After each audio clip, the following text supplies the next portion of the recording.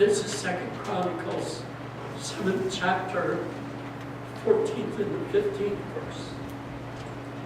And it says, if my people, which are called by my name, shall humble themselves and pray and seek my face and turn from their wicked ways, then will I hear from heaven and will forgive their sin and will heal their land. Now mine eyes shall be open and mine ears attend unto the prayer that is made in this place. Jeremiah 15, verse 19, 20 and 21. Therefore, thus saith the Lord, if you return, then I will bring you again, and you shall stand before me. Wow, that's where I want to be. I want to stand before Him.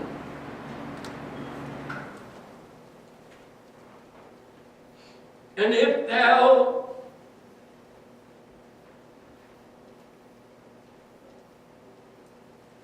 take forth the precious from the vile, thou shalt be as my mouth. Let them return unto you, but return not thou unto them. And I will make thee unto this people a fenced brazen wall. And they shall fight against you, but they shall not prevail against you. For I am with you to save you and to deliver you, saith the Lord. And I will deliver you out of the hand of the wicked, and I will redeem you out of the hand of the terrible. That's His word. That's what He said He would do. If we would come and stand before Him. And then He said, that's just not enough. You have to divide the precious from the vile. You have to figure out what it is in your life that's doing you good and what's doing you harm. And there are some things that present themselves as being very innocent, but are very destructive. Mostly because they steal away our time. And how many of us have said, oh, I would have prayed if I'd had time. Something stole that time. Some innocent thing, but became vile because it stole from you a very precious commodity. Time. Well, I would have went to church, but that time just got away from me. You have to separate that out of your life. It's not always those great big bad ugly things that we call sin and wickedness that are so dangerous. Those things that I can recognize when they come knocking at my door and they say, Jack, come on. And I say, no, I know what's going on here. But it's those innocent, seemingly things that slip in unnoticed, that steal from me the time that I should have spent in His presence. That steals from me the time I should have waited on my ministry. The time that I should have been studying the Word.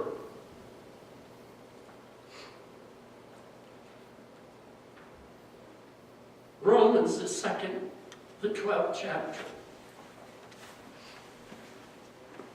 I beseech you, therefore, brethren, by the mercies of God, that you present your bodies a living sacrifice, holy, acceptable unto God, which is your reasonable service. And be not conformed to this world, but be ye transformed by the renewing of your mind. There is the promise that He would renew our brain cells.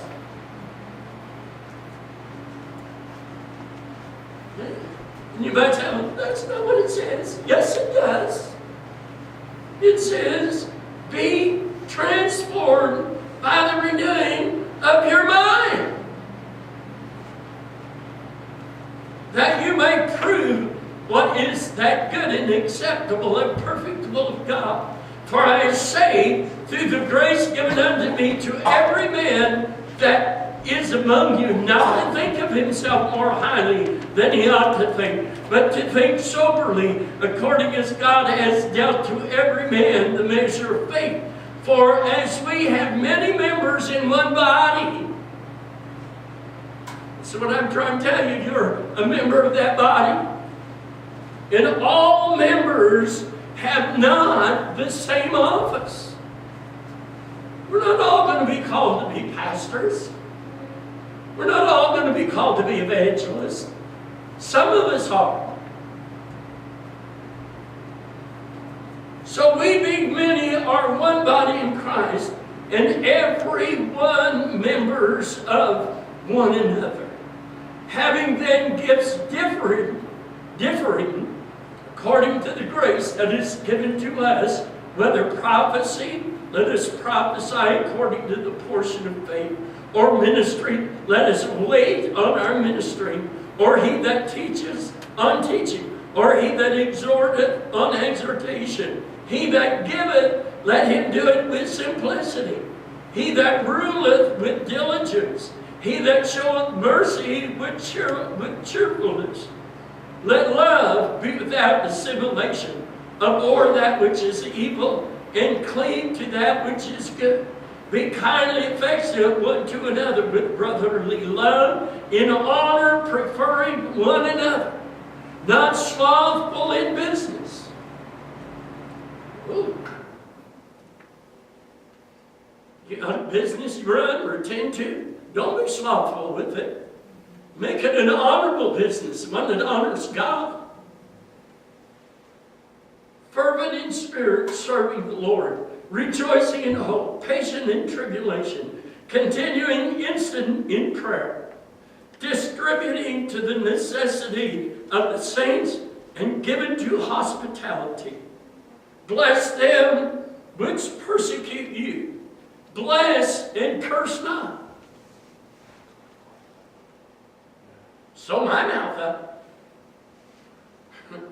Put some of that instant glue on my lips. Bless them which persecute you. Bless and curse not. Rejoice with them that do rejoice, and weep with them that weep. Be of the same mind one toward another. Mind not high things, but condescend to men of low estate. Be not wise in your own conceit. Recompense to no man evil for evil. Provide things honest in the sight of all men. If it be possible, as much as lieth in you, live peaceably with all men. One more place. Ephesians 4th chapter.